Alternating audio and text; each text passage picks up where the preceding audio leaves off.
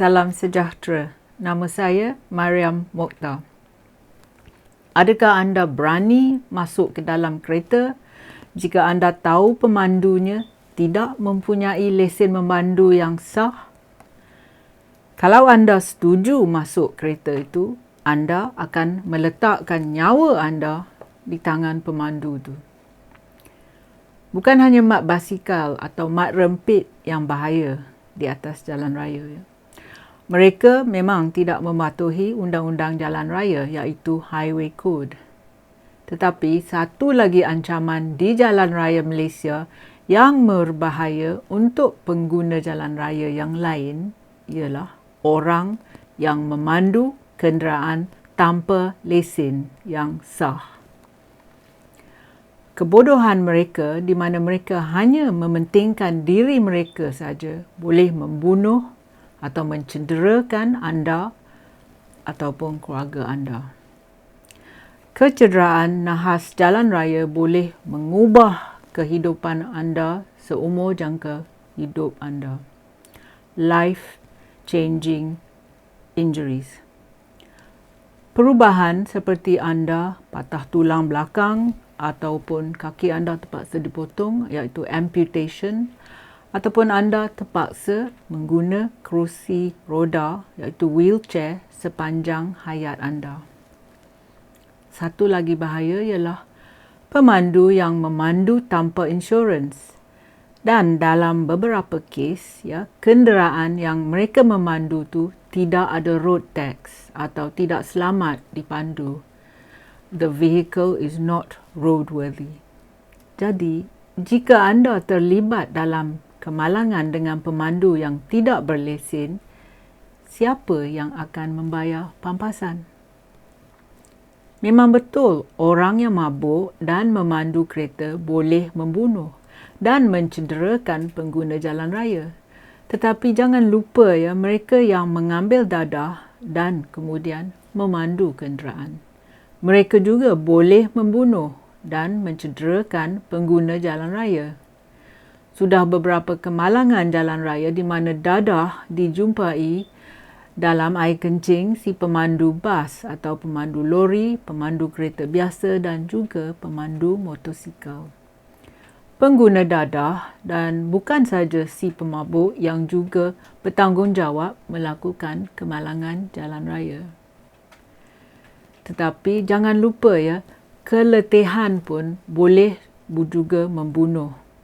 Orang yang mengantuk, yang memandu kenderaan seperti lori, bas dan kereta dengan mudahnya boleh menyebabkan kemalangan.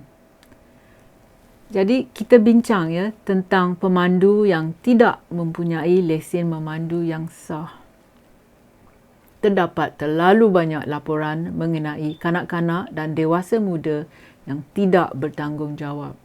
Mereka memandu kenderaan walaupun mereka tidak mempunyai lesen memandu yang sah. Tetapi yang lebih teruknya ialah sikap ibu bapa mereka yang sedar yang anak mereka tidak mempunyai lesen memandu, tetapi mereka ni buat macam tak peduli saja. Beberapa tahun yang lepas, kalau saya tak silap, pada Mac 2017, seorang gadis berusia 16 tahun dari Kuala Nerang di Kedah, dia mengambil kereta ayahnya untuk menjumpa kawannya. Ia terlibat dalam kemalangan yang membunuh seorang penunggang motosikal. Badan mangsa kemalangan dan juga motosikalnya diheret selama 21 meter sebelum kereta mangsa dan motosikal mangsa tu berakhir di dalam parit. Mangsa ni berusia 65 tahun dan ia meninggalkan suami dan juga 6 orang anak. Mangsa terbunuh di tempat kejadian. Bapa pada si pemandu tu yang tidak mempunyai lesen meminta keluarga mangsa kemalangan tu mengampun anaknya. Malangnya, remaja tu adalah antara berjuta-juta orang di Malaysia yang memandu tanpa lesen yang sah. Bila agaknya ibu bapa akan bertanggungjawab atas anak mereka sendiri? Remaja yang tidak berlesen ni hanya berusia 16 tahun, tetapi dia adalah salah satu daripada ramai kanak-kanak yang kerap memandu tanpa lesen. Bolehkah mereka berpura-pura tidak tahu apa-apa tentang undang-undang negara? Adakah ibu bapa mereka tidak menasihati mereka? Kami ingin tanya, ya. Berapa kerapkah pegawai Jabatan Pengangkutan Jalan Raya JPJ melawat sekolah untuk memberi ceramah mengenai keselamatan jalan raya?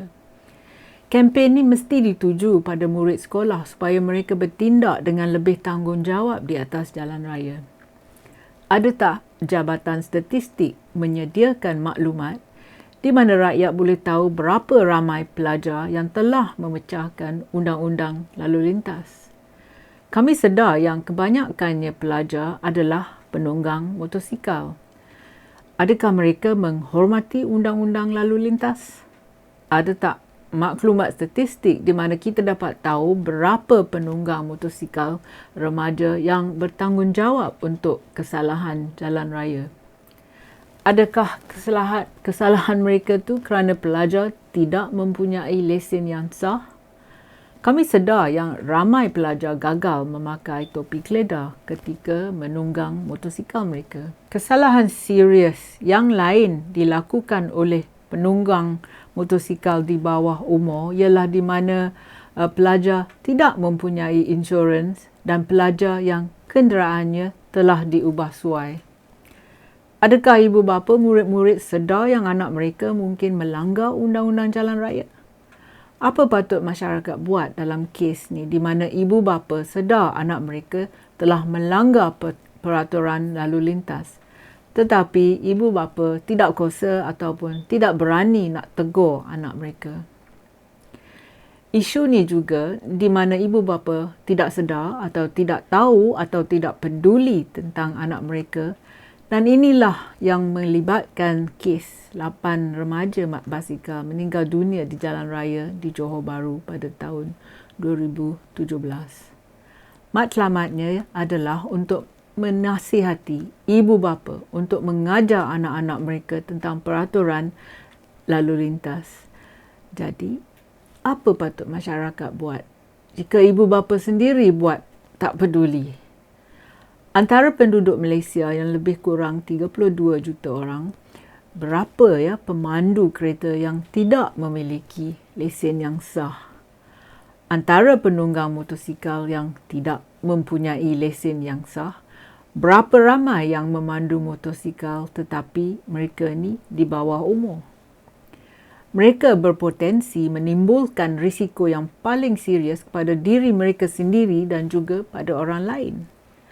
Apakah peratusannya, iaitu percentage di mana penunggang motosikal yang tidak berlesen menyebabkan kematian jalan raya, dan apa juga percentage di mana berlakunya kecederaan yang serius? Beberapa tahun yang lalu, pada 2010, remaja bernama Aminul Rashid Hamzah dari Shah Alam mengambil kereta kakaknya tanpa izinnya, dan dia ditembak mati apabila polis silap dan fikir ianya seorang perompak. Polis telah tembak Aminul Rashid dengan 21 peluru.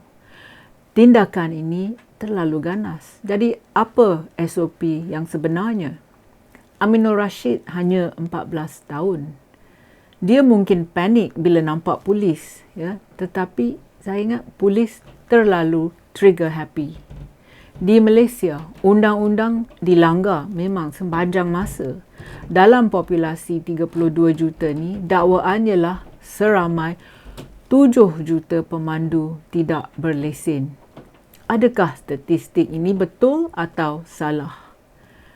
Mereka adalah bahaya kepada diri mereka sendiri dan menimbulkan risiko kepada pengguna jalan lain seperti anda dan saya.